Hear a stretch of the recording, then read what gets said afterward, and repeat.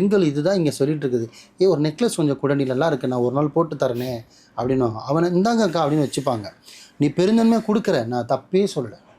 ஆனால் கொடுக்குற நேரம் நல்லாயிருக்கும், ஆனால் வாங்குகிற நேரம் சரியில்லைன்னு வச்சுங்களேன். சில பேர் பார்த்தீங்கன்னா போட்டு போகிற நகைலாம் தொலைச்சிருக்காங்க. அதனால அவங்க மனசாபத்தில் நிறைய பேர் பிரிஞ்சு இருக்காங்க. அந்த நகை அருந்துரும், புரியுதுங்களா? இல்லை தொலைஞ்சிரும், இல்லை எதனா ஒரு வகையில் அந்த இடத்துல பார்த்தீங்கன்னா மனசாபம் வரும். இது ஒன்று. ரெண்டாவது, ஒருத்தர் வச்சிருக்கிற நகைன்றது என்ன? லக்ஷ்மி, ஒரு பர்க்கத்து.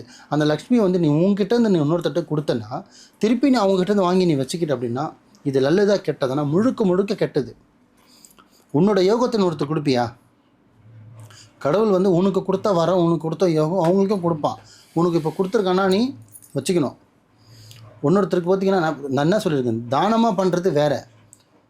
இந்தப்பா வச்சுக்கோன்றது வந்து அங்கே கொடுத்துரு, அவ்வளோ ஆள் மனசு தான் கொடுத்துரு, இந்த நீங்களே பயன்படுத்திங்க. ஆனால் கொடுப்பாங்களா? கொடுக்க மாட்டேன்னா தங்கம் விற்கிற வேலை அந்த மாதிரி இருக்குது. எங்கேருந்து கொடுக்குறது? தான் பொண்டாட்டி வாங்குறதுக்கே வழி இல்லை. ஸோ இந்த ஒன்னொருத்தர் நகை ஒன்னொருத்தர் பயன்படுத்தலாமா? பயன்படுத்தக்கூடாது. பயன்படுத்தக்கூடாது. என்கிட்ட அதிகமாக இருக்குங்க, நான் அவங்ககிட்ட ரொம்ப நாள் வச்சு யூஸ் பண்ணுறாங்கன்னா பரவாயில்ல.